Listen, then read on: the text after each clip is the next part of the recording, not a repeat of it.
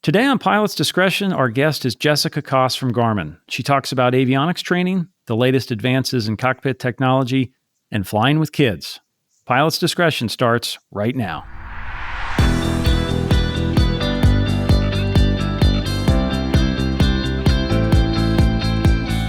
Hi pilots, I'm John Zimmerman, and thanks for listening to Pilot's Discretion from Sporties. Visit sporties.com/podcast for today's show links and access to our complete archives. And remember, you can send us an email anytime at podcast@sporties.com. Today, I'm joined by Jessica Koss, who I've known for nearly 15 years, and is one of the first people I call when I have a question about avionics. She is currently team lead in Garmin's corporate flight department, doing everything from flying airplanes for company transportation to serving as chief flight instructor. So she has lots of hands-on experience with avionics. Before joining the flight department, Jessica worked at Garmin in support, training, and media relations. She is an ATP and flight instructor with multiple jet type ratings. Jessica, welcome to Pilot's Discretion. Thanks for having me, John.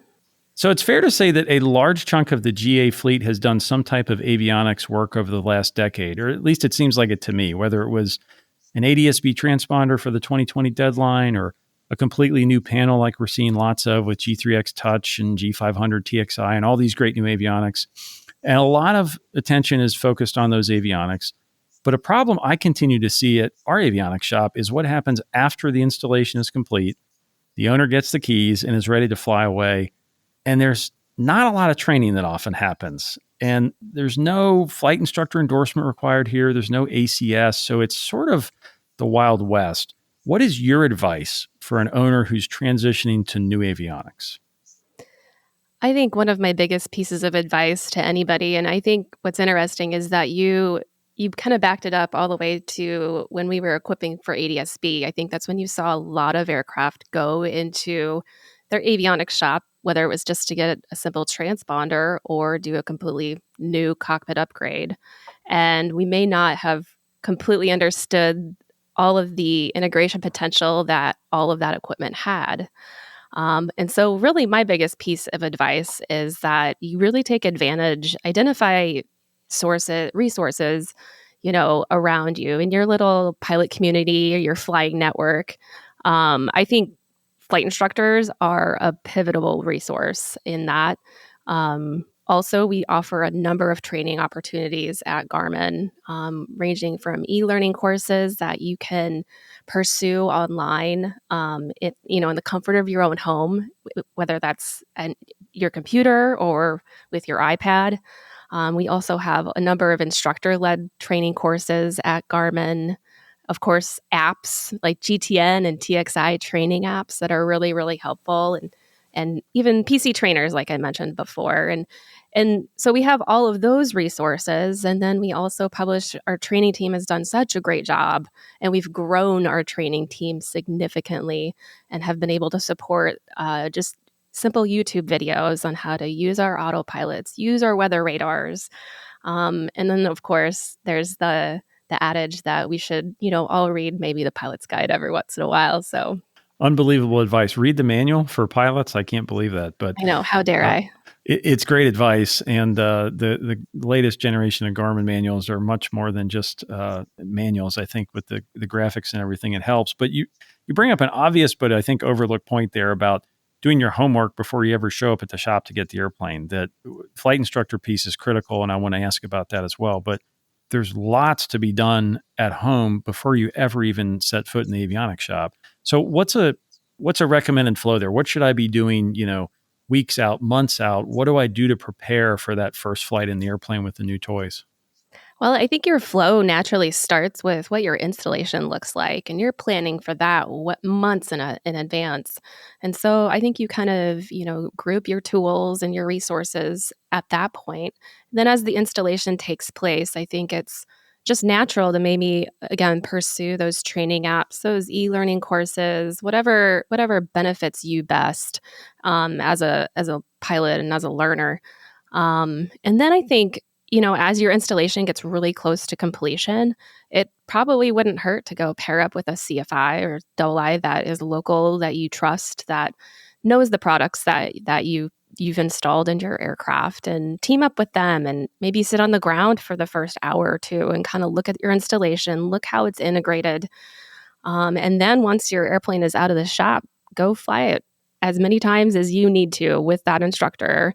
Figure it out whether you have to figure it out together or and then really just get comfortable with how maybe that autopilot integrates with the navigator, that integrates with the transponder or the flight display. So I think really doing that, doing multiple instrument approaches, if you're instrument rated, going into busy environments also is really important, I think, and getting, you know, that more populated area that is, can be a little bit burdensome when you're, trying to figure out how integrated your cockpit is, and then also working with ATC and doing all those other things. You use that word integrated a few times, which I think is critical. That may be a difference for people who, if they've been flying a long time, they tend to think of avionics as discrete, separate things. I have a navcom, I have a transponder, I have an attitude indicator. But really, when we're talking about a modern avionics suite, everything's connected. The GPS is connected to the PFD, the autopilot's connected to both of those. I may be able to distribute weather on multiple screens. So talk about how that's a different mindset, and what are some, if maybe I've been flying a long time, what are some new skills I need to learn if I'm flying in an integrated cockpit?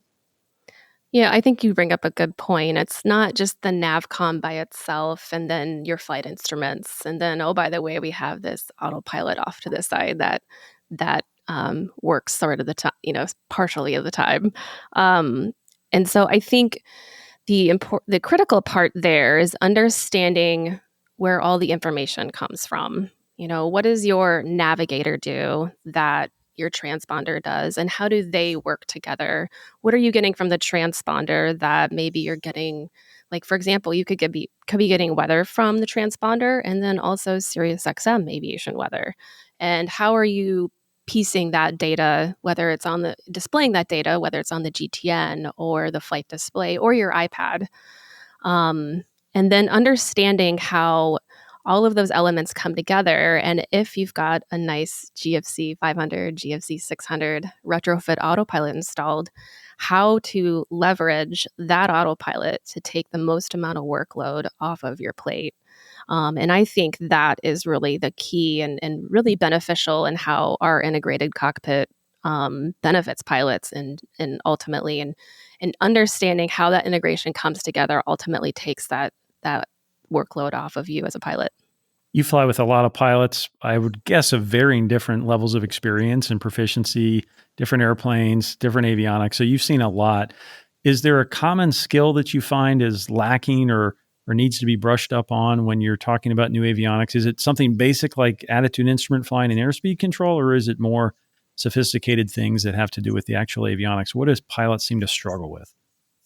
What I've seen in my flying with our pilots, with pilots in the community outside of Garmin, is really a misunderstanding of what, when they go to activate the autopilot and what modes they're pressing.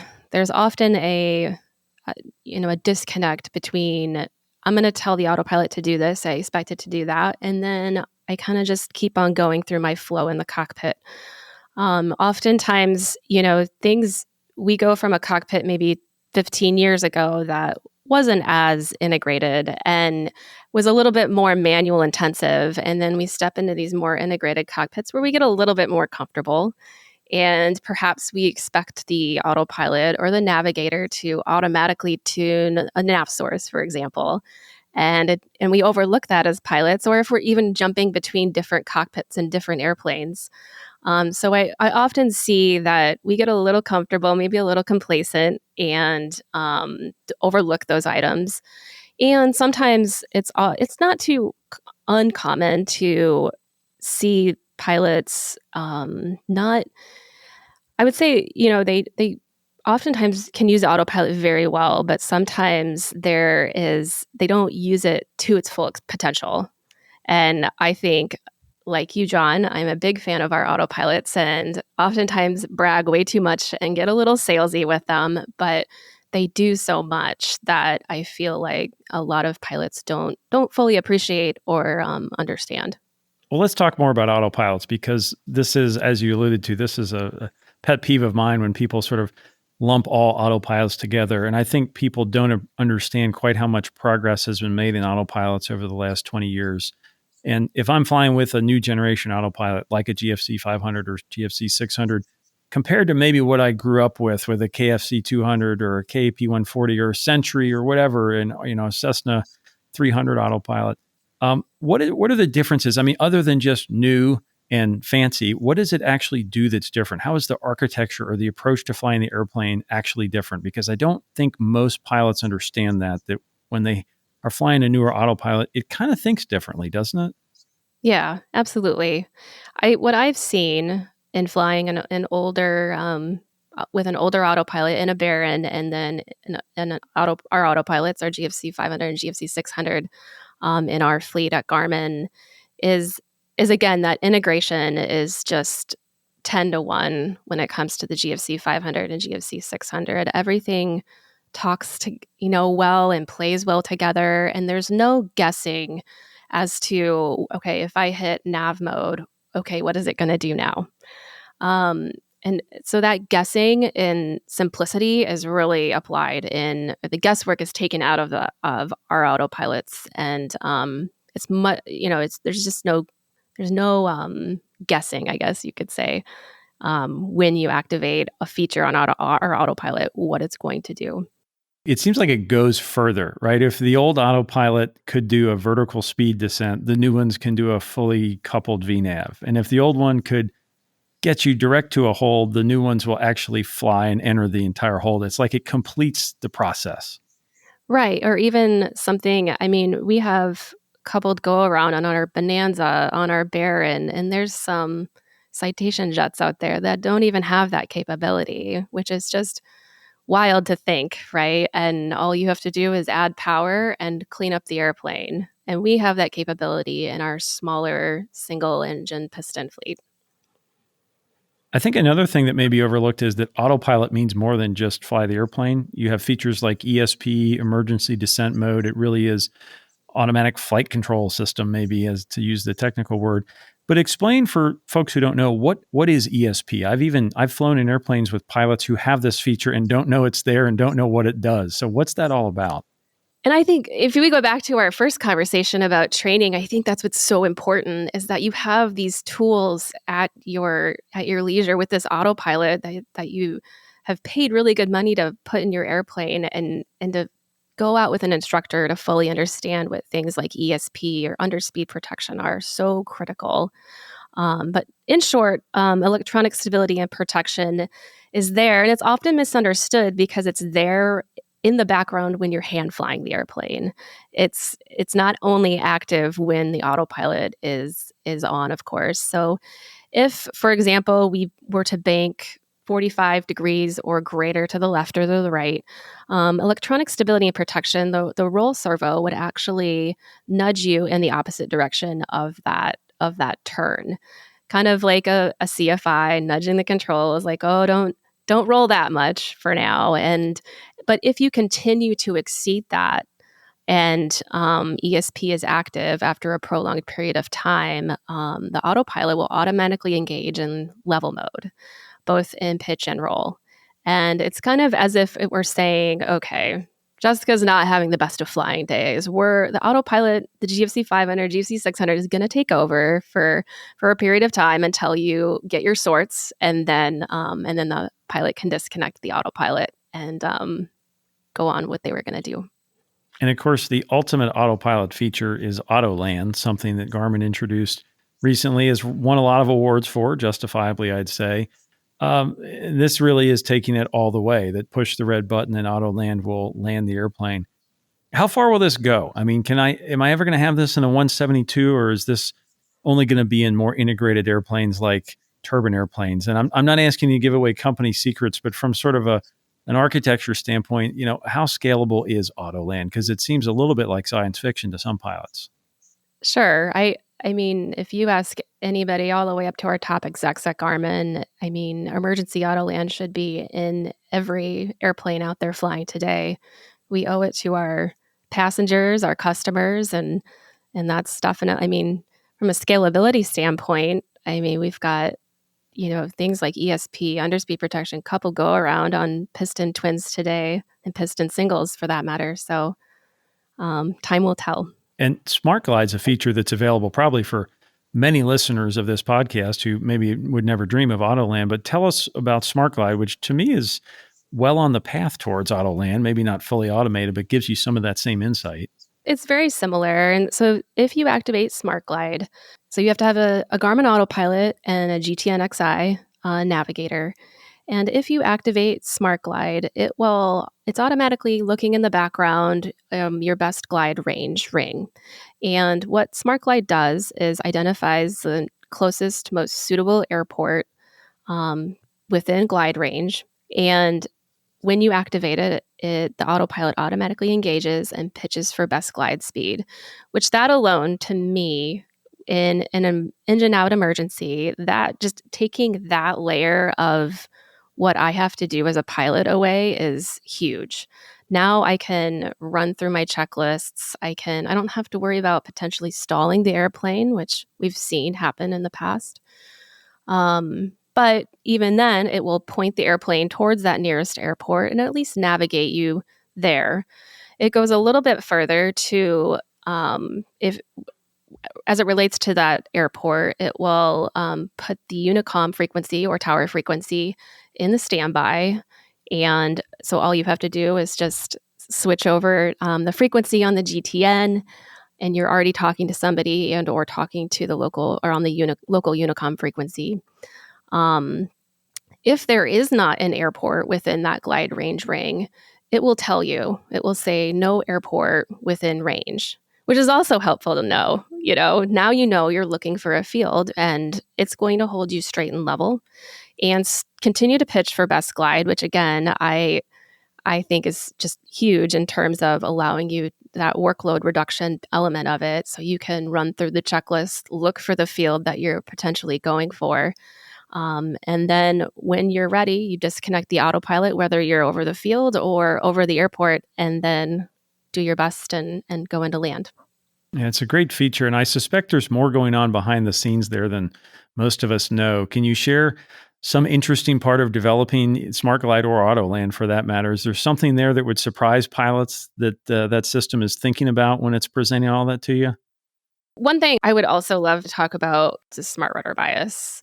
And smart rudder bias, if you again, and it's available for select piston twins that have GFC 600 autopilot, our engine indication system, and GTN XI. And I think, if you look back on accidents, if you're not proficient and maybe you're not having the best of flying days and you're in that barren, for example, and you do lose an engine, smart rudder bias really, again, we talk about workload reduction and just kind of helping that pilot along. And I think it kind of follows under that same envelope as ESP. Smart rudder bias gently applies the opposite rudder of the engine that you've lost and kind of helps you along with in terms of keeping the aircraft level, which is really critical when you lose an engine on those piston twins. And really just helps the pilot not only identify which engine they've lost, but also maintain control. It's a great example of having that integrated cockpit can make something be there in the background. You could never have smart rudder bias if you didn't have the engine instrument system combined with all the other pieces. If they were all separate, not talking to each other, that feature just couldn't exist. But then by having that, it's not a feature you have to enable. It's sitting there like ESP ready to go, which is a subtle thing, but I think really important when you're talking about safety features is that the pilot doesn't have to remember to do it. It just kicks in, which is big. Yeah, they're just kind of working in the background. And I think what's also really cool about that is, again, we keep talking about integration, but it's not something that you have to pay for to upgrade to, for example, not ESP, smart rudder bias. You just have to have the tools, the autopilot, the navigator, and in some cases, the engine indication system. Your newest innovation is the touchscreen G3000 Prime, a fully integrated in all ways panel for light jets. Looks amazing. Lots of exciting features there, shiny screens, beautiful displays. But what do you say to pilots who maybe aren't convinced they want a touchscreen? I mean, touchscreens have been out a long time, but I still hear some pilots say, I don't know, what about, do I really want that in turbulence? So I'm sure you get that question all the time. What's your answer? I might argue, I think we may have felt the same way when we upgraded from the GNS to the GTN. And those products are far and away superior to the GTN, is far and away superior to the GNS 430 and 530. Not that the 430, 530 wasn't a great product and still is a great product. Of course, pilots kind of have hesitation to adopt something new like all touchscreen or even partial touchscreen into a cockpit. But I think in order to improve upon what we have in the cockpit and be better and be able to incorporate better integration potential, it has to be a little bit different from what we presently have today. And what's your favorite feature on that G3000 Prime? I like how simple it is to navigate and get around the cockpit. I love how it is so similar to what we already have in the market. I feel like pilots, whether you've just used Garmin Pilot on an iPad or just have a GTN 750, you're going to feel at home behind G3000 Prime. Yeah, I saw some of those screenshots and looks a lot like Garmin Pilot, which I think is smart, puts you right at home right away. That is definitely on purpose. I assumed it was. Jessica, let's take a quick break and we'll be back with some more questions. Ready to ace your flight training? With Sporty's pilot training courses, you get free lifetime updates, no extra fees, ever. New for 2025, we've added aviation-specific AI tools, Chat DPE for real-time exam prep, and Chat FAR to decode tricky aviation regulations. It's more than just test prep. It's smarter, faster learning. Get started today at sportys.com/learn-to-fly. Now, back to Pilot's Discretion. We are back with Jessica Koss, who doesn't just fly Garmin employees around. She is a mother of 3 and has logged lots of time with her daughters. So, Jessica, I love flying with my kids too. So I'm asking this partially out of self-interest. What are your time-tested tips for a better family flying trip? Time-tested tips. Time-tested tips. Say that. Bring an iPad. When they start asking too many questions, isolate them on the GTN. Pilot Isolate is one of the most underappreciated features in any modern airplane. It's great. If you don't have that switch on your intercom, you need to upgrade your intercom. And if you have that switch and you don't really know what it does, you should definitely look for it. I would echo that. Those are probably my 2 top tips that I can think of off the top of my head. And how much do you involve your kids in either the planning or the flying part of it? I mean, do you talk about the weather? Do you ask them to look for traffic, or do you just put them on Isolate and hope they don't ask too many questions? I never put them on Isolate out of the gate. So I involve them as much as they want to be involved. Sometimes the questioning and then also juggling the job of actually flying or planning kind of starts to get a little complicated. So oftentimes, so my 6-year-old, she is going to be my pilot of the pack, I believe. She is one that will ask any and all types of questions. Oftentimes, I have to tell her to relax and slow down. And oftentimes, she'll also talk over ATC. So that's when that Isolate feature really comes into play. But I think involving them at a very high level when they're younger helps kind of lure them in and not make them feel like it's unattainable, even at the age of 6 or 10. And then, illustrating what you're doing as you're doing it, as you're taxiing down the runway. Here's how I'm taxiing, because the biggest question is, why aren't you using the steering wheel, Mom? And So explaining what you're doing with your feet, who you're talking to, where air traffic control even is located on the airport. I think keeping it as simple and high level like that really makes them feel even more involved, even though they're just sitting there hanging out and watching mom or dad fly the airplane. You do a lot of work with young people, I know. I think at Garmin, you've done a lot of programs with Girls in Aviation Day and programs like that. So I suspect you've done lots of first flights or at least first intros to the airport. What do you think about how young people see the aviation industry today? What's something that maybe would surprise an older pilot about their expectations or their biases coming into the industry? I think one thing that always surprises me is that it's attainable. That so many of them have not even looked at, considered, or even thought of this as a potential career or even just a hobby. And I always start there. I'm like, you don't have to do this for a living. Believe me, that was not what I got into this initially for. And so knowing that you can just get your pilot's license, but still be an interior designer or an engineer, is something that I like to point out. I think they also are always surprised at how easy it is, and I always try to emphasize that because I know getting into flying for me was a bit daunting. There's a lot of, I don't know if I can do this. I don't know if I can fly this airplane or, and I also take them back a little bit and I explain that it's very, it's like taking a step up the stairs. It's one step after another, and it's hard work. There are some hard days associated with it, but the benefits of being out there flying by yourself, doing your first solo cross country, flying with your mom or dad, flying with your kids, flying with your friends, is what makes it all worth it.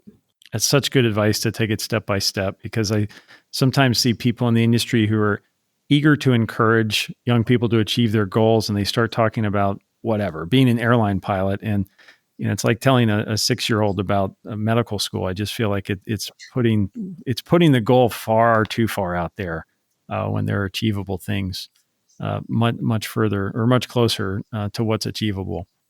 What's your advice for getting a young person a mentor? Because this is advice I hear a lot of. We'll find some connection, find a mentor or somebody at the airport who can help guide you. And I think that's good advice. But where does a young person even start with that?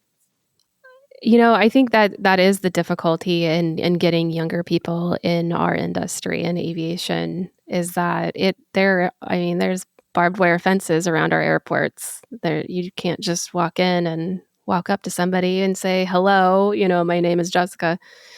I really do feel like the key is to leverage the local community. I'm a mentor with some of the local high schools here. We've partnered with their career guidance counselors and things like that. And it sounds as simple as that, but even getting involved and encouraging people who don't know or parents who don't know that there are local fly-in breakfasts, on the weekends at local airports. I've found that telling people about that and, oh, by the way, you can come, it's not closed off, to the community by any measure. Also, just think that people knowing that you're a pilot or that, your cousin's brother is a pilot or whoever, whatever that looks like, and introducing them and giving them pathways to talk to a pilot or an engineer or whoever that is involved in aviation that that they might find a job that is rewarding in aviation. That invitation is sometimes the most important part. I think we take it for granted that people just assume that airports are public and you can walk in the lobby of a flight school, but I find the same thing. Most people assume that's not the case. Most people think you need some type of security clearance or something to walk onto an airport or attend a fly-in breakfast. So that's an excellent reminder for all of us. Yeah, I've found that so many times a lot of my friends that have airplanes or are just in the area that, even rent airplanes and flight instruct locally, all it takes is just you pairing them up with more times than not a younger person, and taking them through the airplane. You don't even have to take them flying. It can be as simple as walking them around the airplane and showing them, or showing them in the Garmin hangar. We do that oftentimes. We have a number of younger people, younger boys and girls club, like the Girls and Boys Club of Kansas City and Women in Aviation Week and things like that we give tours to, and it really exposes them to a wide variety. It's not just the aviation industry as the airline industry. There's so many paths and opportunities within our rewarding industry. All right, Jessica, we always end Pilot's Discretion with a lightning round we call Ready to Copy. I'll ask some questions on a variety of topics, and you read back with your quick answer. Are you ready to copy? I'm ready. What was your first Garmin GPS, either portable or panel mount, that you flew with? GPS, GNS 430, non-WAS. Still a great unit. I think I had a GPS 95 XL or something like that, one of those handhelds. What is your favorite Garmin product right now? GFC 600 Autopilot. What is the most underrated feature in the Garmin Pilot app? The radio menu. Good one. I would say the nearest button. I find pilots don't even know that exists, and it's amazing. All right, heads-up displays are becoming more common on airliners and business jets. Garmin has a HUD. Will those ever come to piston airplanes, do you think, or is it just not worth the hassle? I think they should. I think there's value, maybe not to the extent that we have them in a longitude, but I think they'll definitely make their presence known in some form or another. Flying with auto-throttle. What's the most surprising thing when you first fly an airplane with auto-throttle? That you can land with the auto-throttle fully coupled in our case with our King Air. And is that frightening the first time? It's like an out-of-body experience. What tip do you most often share when checking out a pilot with new avionics? So every flight instructor is used to yelling right rudder. Is there a right rudder equivalent when it comes to avionics? As I'm sitting in the right seat and I say, "You've been cleared for the approach," and they don't do anything, I just nudge them. "You've been cleared for the approach. You've been cleared for the approach," which means activate the approach or arm approach mode on the autopilot. Good tip. I always tell people to check the, whatever you call it, the leaderboard on the PFD, right? The scoreboard up there, you push the autopilot button, but if it's not saying the same thing up there, it didn't really happen. I find myself saying that a lot.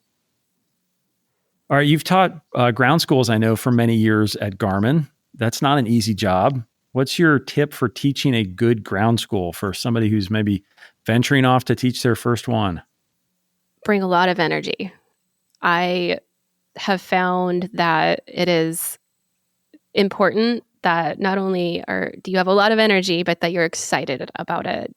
It may have been the third time that you've talked about airspace that week or whatever the case might be, but get excited about it. And in turn, their excitement will pay you back in droves. Talk about first flights with kids. Should you demonstrate a stall on a kid's first flight? No. I totally agree. Then why do people keep doing that?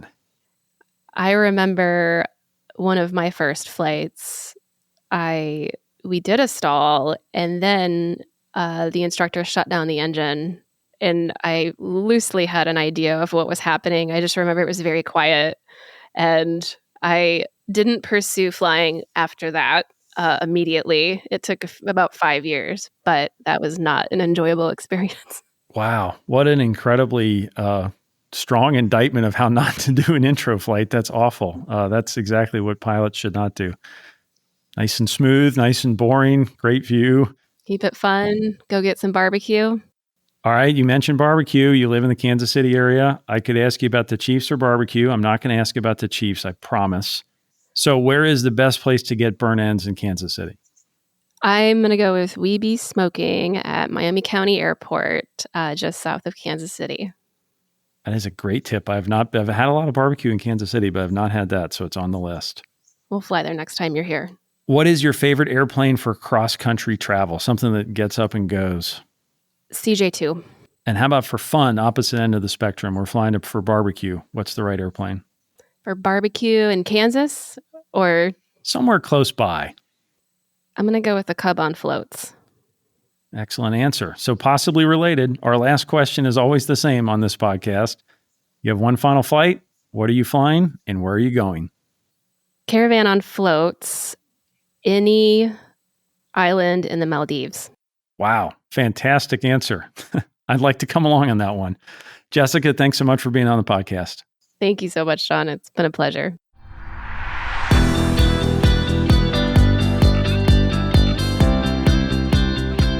Thanks for listening to Pilot's Discretion, brought to you by Sporties, training and equipping pilots worldwide for over 60 years.